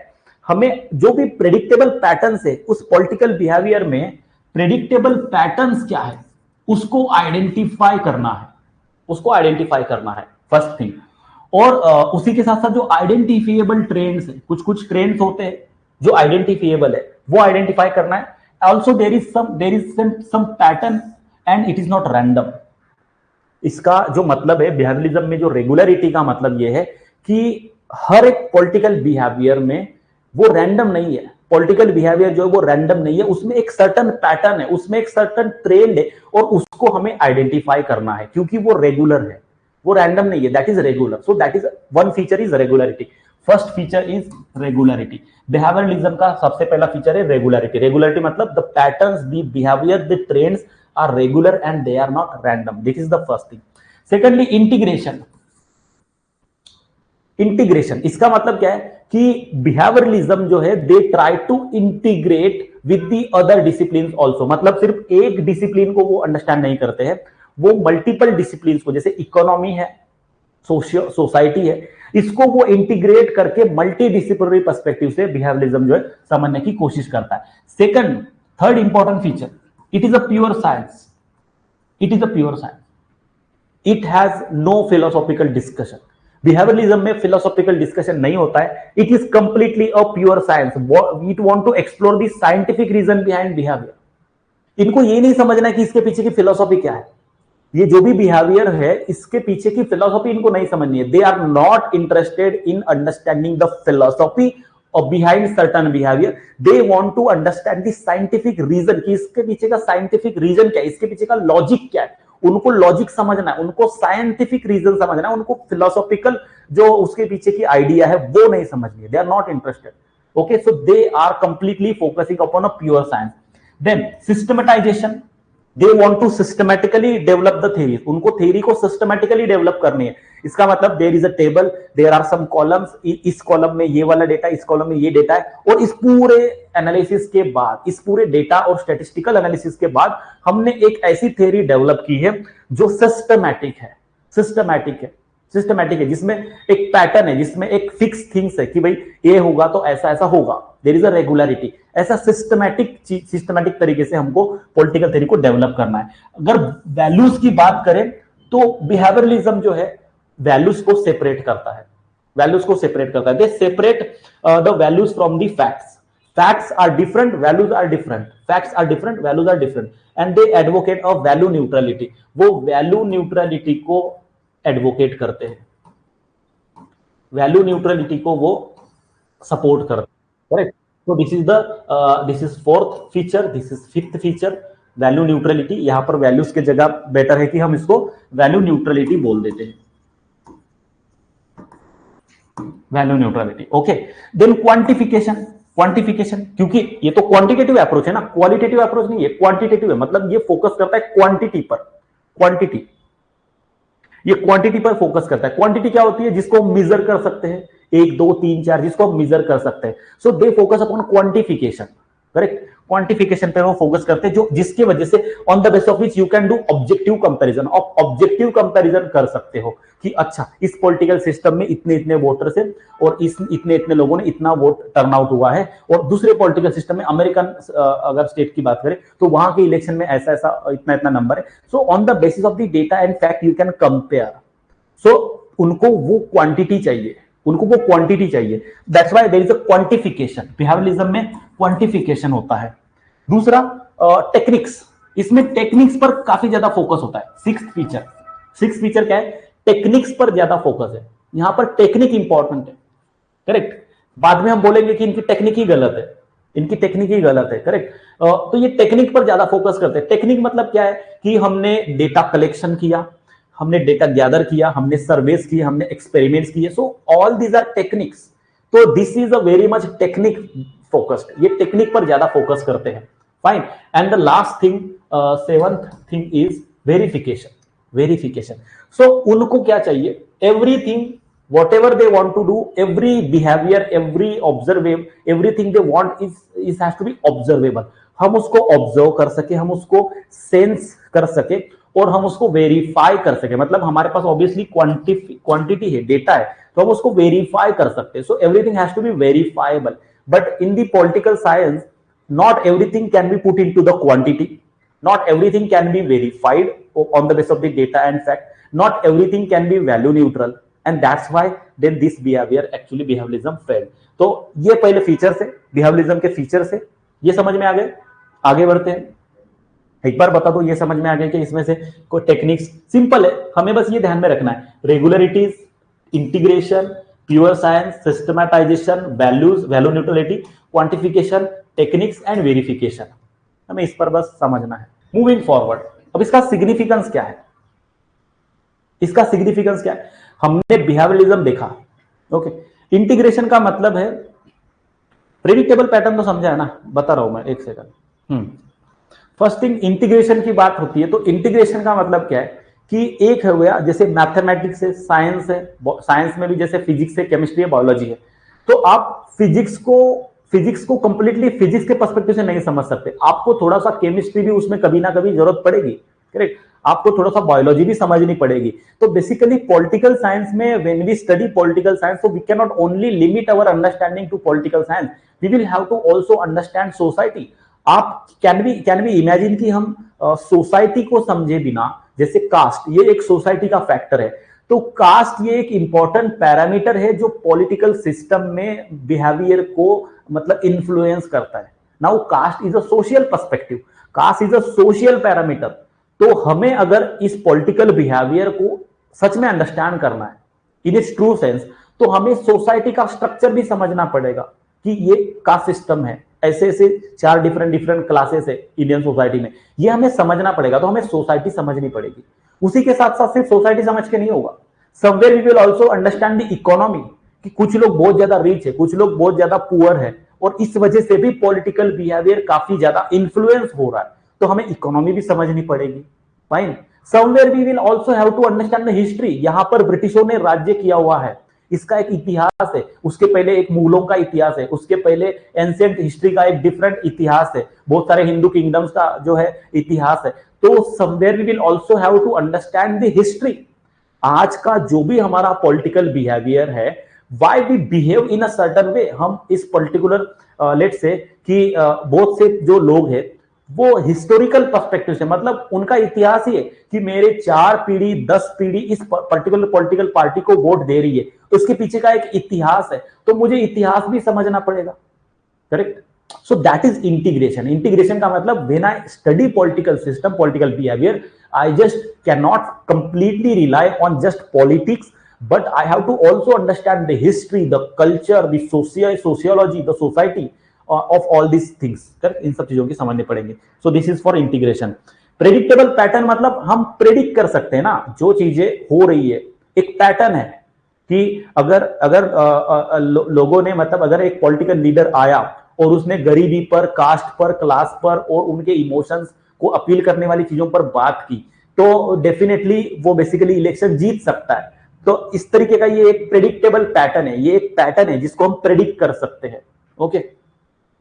वेरिफिकेशन का मतलब कि आपके पास कोई भी चीज आप वेरीफाई कब कर पाते हो, जब आपके पास उसका फैक्ट्स और उसका डेटा अवेलेबल होता है।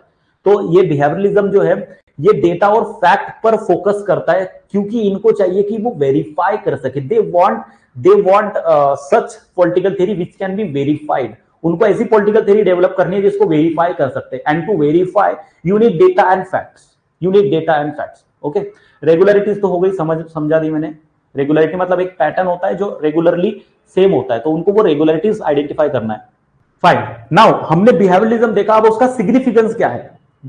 In the behavioralism, we come up with the data fact, we come up with the measurable things, we come up with the quantity, we come up with the verification, regularity, predictivity, all these things we came up with. Now how this holds importance in the political theory?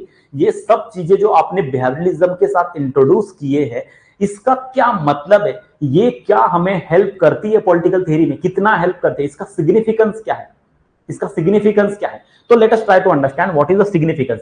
Significance, पहला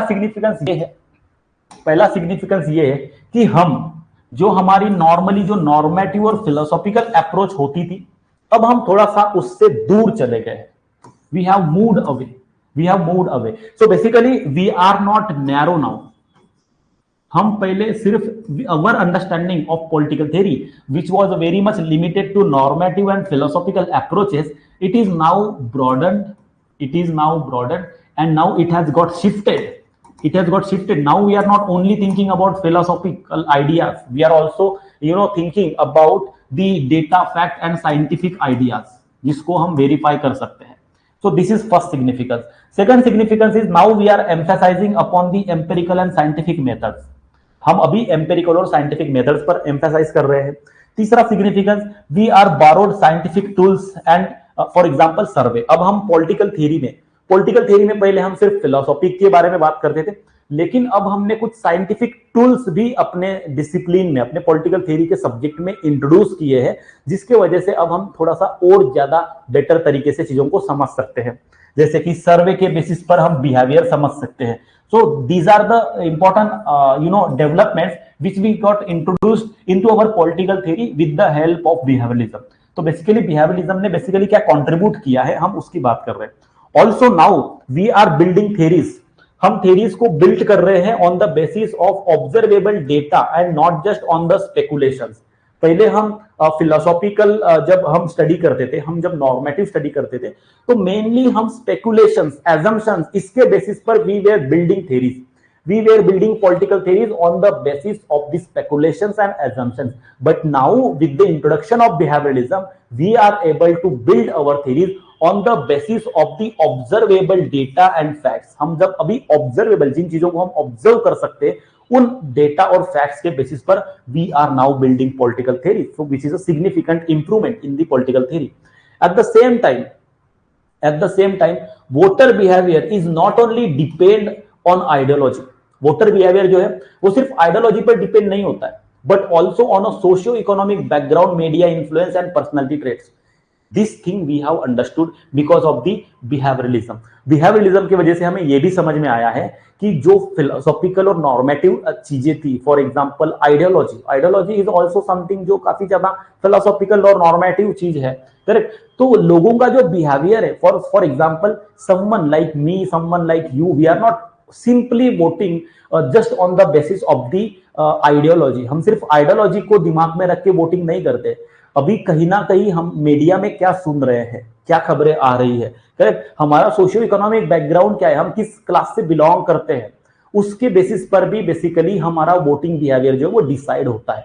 और ये चीज कहीं ना कहीं हमें behaviourism से पता चली, क्योंकि आइडियोलॉजी तो एक फिलोसॉफिकल आइडिया है. But are we now voting? Is our behavior is totally depend upon the ideology? No, certainly not. Our behavior is also, at large extent defined by the socio-economic background, media influence, and our personality traits of the leaders also and our also. तो leader की जो personality traits है उसके basis पर. सो ये सब जो analysis है ये हमें बिहेवियरलिज्म की वजह से समझ में आया. And also understanding the political culture. हर एक कंट्री का पॉलिटिकल कल्चर होता है. इनफैक्ट नॉट जस्ट हर एक कंट्री, हर एक स्टेट का, मतलब आप समझ सकते हो कि राजस्थान का, हरियाणा का, पंजाब का, बिहार का, यूपी का, महाराष्ट्र का, साउथ के जो कुछ स्टेट है, तमिलनाडु का, केरला का, हर स्टेट का एक पॉलिटिकल कल्चर है, करेक्ट. तो वो कल्चर जो है अब हम समझ सकते हैं. क्यों? क्योंकि हमने आइडेंटिफाई किया है पैटर्न्स को आइडेंटिफाई करके अब हम कंपेयर कर सकते हैं कि अच्छा महाराष्ट्र का पॉलिटिकल कल्चर ऐसा है, बिहार का पॉलिटिकल कल्चर ऐसा है, यूपी का पॉलिटिकल कल्चर ऐसा, या फिर in a way Indian political culture is this, Pakistan का पॉलिटिकल कल्चर ऐसा है, बांग्लादेश का, अमेरिका का पॉलिटिकल कल्चर कैसा, हम कंपेयर कर सकते हैं. क्यों कंपेयर कर सकते हैं?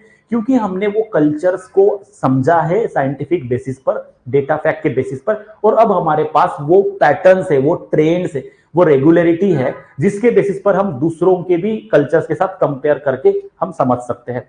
So this is the significance of political, basically behaviourism जो हमने समझा है उसका ये सिग्निफिकेंस है. और बिहेवियरलिज्म पर क्वेश्चन आता है, बिहेवियरलिज्म डिक्लाइन क्यों हुआ? First of all, pursued lack of attention to normative questions. Normative questions को अटेंशन नहीं दे रहा था, ऐसा परसेप्शन बन गया था बिहेवियरलिज्म के बारे में, that it is not focusing on the normative questions, and that we know, ये हमको पता है ना. Okay, so first reason is normative questions को हम इग्नोर कर रहे थे, बिहेवियरलिज्म इग्नोर कर रहा था, and that is what it, फिर उसकी रिलेवेंसी थोड़ी सी खत्म हो रही थी, क्योंकि नॉर्मेटिव क्वेश्चंस भी इंपॉर्टेंट है, राइट. और दूसरा जो है, एक इंपॉर्टेंट बात यहां पर, if you remember Sheldon violin, जिसको हमने एकदम स्टार्टिंग में बताया था कि शेल्डन वॉलिन के हिसाब से पॉलिटिकल थ्योरी का जो मीनिंग था वो ये था, that was to make life, good life for everyone, हर किसी के लिए एक अच्छी लाइफ हो, लिबर्टीज एंजॉय कर सके, मतलब एक बेटर और फेयर लाइफ हम एक सोसाइटी बना सके, लाइफ अफोर्ड कर सके. तो that was the ultimate goal of political theory. Sheldon Wolin ने फिर कहा, he express the concerns that the focus on the behaviour. अब हम बिहेवियर और एम्पेरिकल मेथड्स पर इतना ज्यादा फोकस कर रहे हैं कि हमारा जो अल्टीमेट गोल है, अगेन हमारा अल्टीमेट गोल पॉलिटिकल थ्योरी का ये नहीं था कि हमें कोई बहुत बेहतर मेथोडोलॉजी डेवलप करनी थी. हमारा अल्टीमेट गोल जो था, our ultimate goal was not also that we have to identify the behaviour. Our ultimate goal was, हमारा अल्टीमेट गोल ये था कि हम जो क्वेश्चन है, जैसे कि जस्टिस, डेमोक्रेसी, इक्वालिटी, जो एक बेटर लाइफ, एक बेटर सोसाइटी बना सकते हैं, ऐसी चीजों के ऊपर हम बात करें, ऐसी चीजों के सॉल्यूशंस फाइंड करें, ऐसे प्रॉब्लम्स के सॉल्यूशंस फाइंड करें. And that was the ultimate goal. The ultimate goal we are sideline.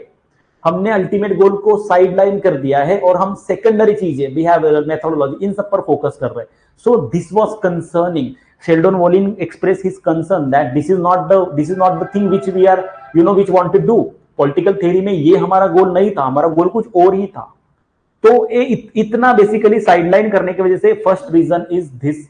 Second reason is methodological limitation. Methodological limitation, आपने मेथोडोलॉजी डिफाइन की, आपने डेटा, स्टैटिस्टिक्स और verification, quantification, all this things you did, but it has some limitations. Just on the base of methodology you can not understand everything. आप methodological चीजों से, जैसे आपने सर्वे, data, etcetera, ये सारी चीजें जो है they might capture they might not capture the full depth of the political beliefs and motivations and actions. Political belief जो है, एक्शन से, मोटिवेशन से, कि कहां से मोटिवेशन आती है, लोग किस तरीके से सोचते हैं, वो हर एक चीज आप बस डेटा और सर्वे पे कैप्चर नहीं कर सकते.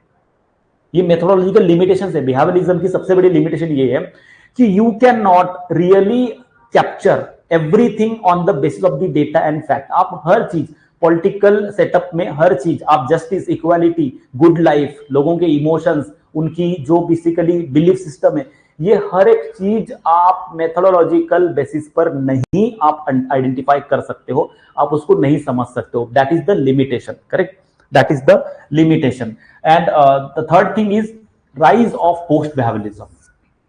पोस्ट बिहेवियरलिज्म भी तो राइज हुआ. हमने पोस्ट स्ट्रक्चरलिज्म जो देखा, पोस्ट स्ट्रक्चरलिज्म, क्रिटिकल थ्योरीज, हमने ये सब देखा, पोस्ट मॉडर्निज्म, ये सब जो चीजें देखी. So that was actually post behaviourism का एक पार्ट है. पोस्ट बिहेवियरलिज्म का एक पार्ट है कि बिहेवियरलिज्म एक मूवमेंट है, उसके रिस्पॉन्स में फिर दूसरी मूवमेंट डेवलप हुई. बिहेवियरलिज्म के जो लिमिटेशंस है, जैसे behaviouralism itself was a limitation which was emerged in a response to something else, जिसके लैकुनास थे. अब बेसिकली बिहेवियरलिज्म में जो लैकुनास है, इसके रिस्पॉन्स में भी there will be a new movement emerge, and that is post behaviouralism which will then comprehensively study post colonial, post modernist, post structuralism, critical theories, all these theories they will accommodate that moment is the post behavioralism movement. correct. तो post behavioralism movement emerge हुई, तो obviously जब नई movement emerge होती है जो ज्यादा comprehensive हो और जो अर्लियर मूवमेंट के लैकुनास को एड्रेस कर रही हो, तो ऑब्वियसली जो पुरानी मूवमेंट है वो कहीं ना कहीं डिक्लाइन हो जाती है. That declines. Okay, so basically from the real world, David Easton ने क्या कहा? डेविड स्टन ने कहा critique for being too detach. एक तो प्रॉब्लम ये हुआ कि क्योंकि आप बहुत ज्यादा डिटैच हो रहे हो, you are too much detach from the real world issues, आप बहुत ज्यादा साइंस और मेथोडोलॉजीज पर फोकस कर रहे हो, so you are actually detaching too much yourself from the real issues. जो रियल वर्ल्ड इश्यूज है, जैसे justice, inequality, basically good life, all this things, ये सारे रियल इश्यूज है. आप रियल इश्यूज पर फोकस नहीं कर रहे हो and you are only focusing on methodology, so you are kind of detach from the real issues. That is what David Easton say. David Easton ने खुद ये कहा कि हम सब लोग जो है, वो हम सब जो पॉलिटिकल साइंटिस्ट है, ये साइंस को लेके इतने ऑब्सेस हो रहे हैं, we are so much obsessed with the science, with the data facts, that we are actually shifting away from our real world issues and we are not trying to address them, we are not trying to solve them. That is our lacuna, and that's why it is very necessary for us to now return our focus to the political theory. अब हमें political theories को let's bring political dimension, let's bring normative dimension, let's bring empirical, let's bring some philosophical aspects to our understanding now. हम सिर्फ science करके political theory को justify नहीं कर पाएंगे, हमें फिलोसॉफिकल डायमेंशन को भी लाना पड़ेगा, बिकॉज द अल्टीमेट कंसर्न जो था वो ये था कि अपनी जो पॉलिटिकल थ्योरी है वो रेलेवेंट रह सके. हमारा रेलेवेंस तो खत्म हो जाएगा, we will lose the relevance. Okay, we will lose the relevance if we do not identify and do not address the real life problems. We have to be action oriented. हमें action oriented बनना पड़ेगा. Like we should not only talk about the methods, we should also provide the solutions. हमें solutions, because हमारा काम सिर्फ analyse नहीं करना है कि अच्छा ये डेटा है, ये फैक्ट है, इसके बेसिस पर ये हमारा एनालिसिस है. हमारा our work, our job is not just to provide the analysis. Our duty is to provide the solution to the real world problem, and that is the political theory for political theory अगर actual में देखा जाए तो उसके लिए है। Political theory is not just to analyse what is the situation, political theory is to identify the problems and solve them, provide the solutions for them, and then and then only we will be remain relevant, तभी हम relevant रह पाएंगे, otherwise हमारी relevancy will be in a question. So that is the important thing which even David Easton said, and that's why, and that is the behavioralism। ये post behavioralism basically है कि post behavioralism आया।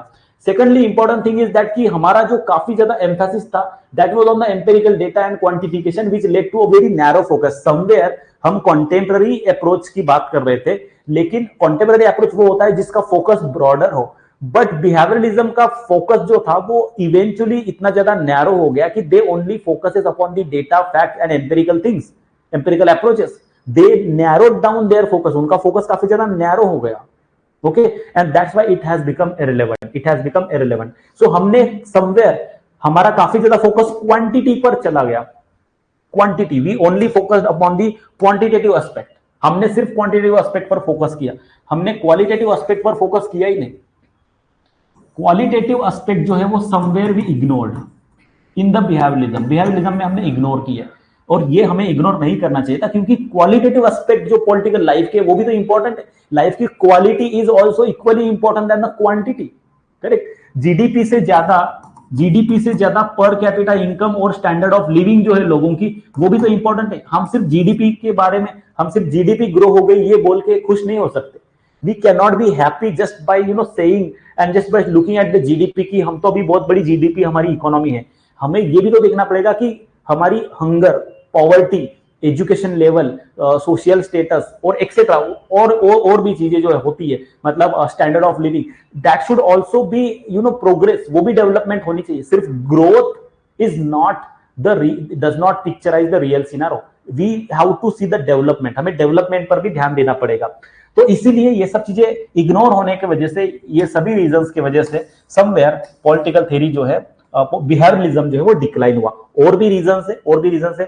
Second reason क्या है, और important reason क्या है कि there is a emergence of new paradigm emerge हुआ, मतलब पोस्ट बिहेवियरलिज्म के साथ साथ पोस्ट बिहेवियरलिज्म में मैंने अभी बताया था कि क्रिटिकल थियरी आई, पोस्ट स्ट्रक्चरलिज्म आया, फेमिनिस्ट पॉलिटिकल थ्योरी भी आई, करेक्ट। हमने देखा था कि और ये सब जो थ्योरीज है, हमने पोस्ट कॉलोनियल भी यहां पर आई, पोस्ट कॉलोनियल भी आई। तो ये सारी जो थ्योरीज जो इमर्ज हुई, they challenge the foundation of behaviouralism को इन्होंने चैलेंज किया कि आप इतने ज्यादा लिमिटेड नहीं रह सकते हो। ये भी जैसे फेमिनिस्ट अप्रोच जो है, फेमिनिस्ट पर्सपेक्टिव को आप डेटा फैक्ट में नहीं एक्सप्लेन कर सकते हो। Feminist perspective is mainly moral. They feel unjustified, they feel injustice at par with the male. Male के कंपैरिजन में वो injustified फील करते हैं, unjustified फील करते हैं। तो बेसिकली ये वाला एक मोरल और ये क्वालिटेटिव एस्पेक्ट है पॉलिटिकल थ्योरी का, और ये बिहेवियरलिज्म इसको सॉल्व नहीं कर सकता, correct. Secondly they emphasise the rule of power, जो नई थ्योरीज आई, हमने परसों डिस्कशन किया कि नए थ्योरीज में मतलब power is not just only in the states. जैसे पहले के मॉडर्न थ्योरी में होता था, मॉडर्न पॉलिटिकल थ्योरी में पावर जो था वो basically that was limited to state institutions, laws. But अभी हमने देखा उस दिन की पावर जो है वो लैंग्वेज में है, पावर जो है वो जेंडर में है, कल्चर में है, और पावर की हमने बात की। तो ये these are also laws, gender, culture, these are all things। अब ये सारी क्वांटिटेटिव चीजें नहीं है, culture is not a scientific thing, language is not a scientific thing, gender is not a scientific thing, मतलब ये सारी चीजें एम्पेरिकल नहीं है, डेटा फैक्ट वाले नहीं है, ये सब तो बेसिकली मोरल, ये सब डाइवर्स डायमेंशन है, इसमें थोड़ा सा फिलोसॉफिकल भी एंगल आता है। तो ये सारी जो चीजें हैं, लैंग्वेज, कल्चर, जेंडर, ये these are also become very important tool in the political life, and these are shaping the political life. So we should also inculcate this. तो ये सब चीजें जो है, नई जो पैराडियम जो इंट्रोड्यूस हुआ, जैसे पोस्ट बिहेवियरलिज्म जो मूवमेंट है, इसमें ये सारे जो एस्पेक्ट है वो भी इनकलकेट होने लगे, एंड दैट्स व्हाई इसीलिए बिहेवियरलिज्म जो है वो थोड़ा सा इररिलेवेंट बन गया। वैल्यू न्यूट्रलिटी, ये इंपॉर्टेंट रीजन है, ये तो ऑलमोस्ट सभी ने लिखा भी होगा। तो value neutrality is also one of the reason कि why behaviouralism decline. And lastly the internal critic कि अब हमें मेथोडोलॉजिकल प्लूरलिज्म, इंपॉर्टेंट कीवर्ड है, इसको आप ध्यान में रखना। मेथोडोलॉजिकल प्लूरलिज्म मतलब we should not only rely upon one particular methodology, we should have different methodologies, we should have diverse methodologies. तो जो बिहेवियरलिस्ट थे, जो खुद बिहेवियरलिस्ट थे, उनके बीच ही बेसिकली इंटरनल कॉन्फ्लिक्ट हुई और उन्होंने कहा कि सिर्फ एक methodology can not solve all the problems, we need multiple methodologies, we need plural methodologies. तो ये सब चीजों की वजह से, इतने सारे फैक्टर की वजह से समवेयर बिहेवियरलिज्म जो है वो डिक्लाइन हो गया। ओके, बिहेवियरलिज्म डिक्लाइन हो गया और फिर पोस्ट बिहेवियरलिज्म आया। लेकिन पोस्ट बिहेवियरलिज्म के पहले हम ये दो कोट्स इंपॉर्टेंट है वो पढ़ते हैं। एक तो रॉबर्ट डायल का कोट है। रॉबर्ट डायल ने कहा कि a truly scientific political science would try to understand politics and explain politics without making any assumptions about its value और इट्स इंपैक्ट। तो ये बेसिकली बिहेवियरलिज्म के राइज के वक्त इन्होंने ये कहा था कि वैल्यूज वगैरह इंपॉर्टेंट नहीं है। लेकिन यहां पर अगेन हम देखेंगे तो David Easton, the objective of studying a science is not to acquire a set of prescribed information but to learn a method of inquiry। ये सारी चीजें इन्होंने बिहेवियरलिज्म के कॉन्टेक्स्ट में बोली थी। लेकिन फिर बिहेवियरलिज्म अब हमारा डिक्लाइन हुआ है और अब हम पोस्ट बिहेवियरलिज्म की तरफ जाएंगे। करेक्ट। सो अंडरस्टैंड जो बिहेवियरलिज्म है ये समझ में आ गया। फाइन। सो बिहेवियरलिज्म अगर हमें समझ में आ गया तो अब हमारा कुछ थोड़ा बहुत सेशन है, थोड़े बहुत चीजें हैं जो मुझे लगता है आई थिंक नेक्स्ट सेशन में हम खत्म करने की कोशिश करेंगे। लास्ट लेक्चर, अब शायद प्रोबेबली लास्ट लेक्चर, एक और लेक्चर हमें लगेगा, बट नेक्स्ट सेशन में हम इसको खत्म करने की कोशिश करेंगे। बट किसी भी तरीके से हम जल्दबाजी नहीं करेंगे। शुरुआत में थोड़ा सा एक एक चीजों को, उसके माइन्यूट डिटेल्स को समझने की कोशिश करते हैं ताकि हमारा फाउंडेशन बहुत ज्यादा स्ट्रांग बने। क्योंकि हमें सिर्फ पढ़ना नहीं है, हमें अंडरस्टैंड करना है, हमें कंसेप्चुअल क्लैरिटी चाहिए। तो उसके लिए फाउंडेशन स्ट्रांग करते थोड़ा सा टाइम लगेगा, चलेगा, कोई प्रॉब्लम नहीं। एक्स्ट्रा लेक्चर्स की जरूरत पड़ेगी हम वो भी लेंगे। करेक्ट। जितने ज्यादा लेक्चर्स की जरूरत पड़ेगी हम वो भी लेंगे, लेकिन टाइम में खत्म करेंगे। टाइम में इन द सेंस कि by the mid of the January हम पूरा पॉलिटिकल साइंस खत्म करने की कोशिश करेंगे, लेकिन क्वालिटी को कॉम्प्रोमाइज किए बिना हर एक एस्पेक्ट को, हर एक चीज को एकदम परफेक्ट तरीके से समझने की कोशिश करेंगे, सो दैट हमें पॉलिटिकल साइंस बहुत अच्छे से समझ में और हम खुद आंसर लिख सके। Fine. So that is all for today. See you in the next session. Next session में मिलते हैं। Thank you very much for your time. See you in the next session.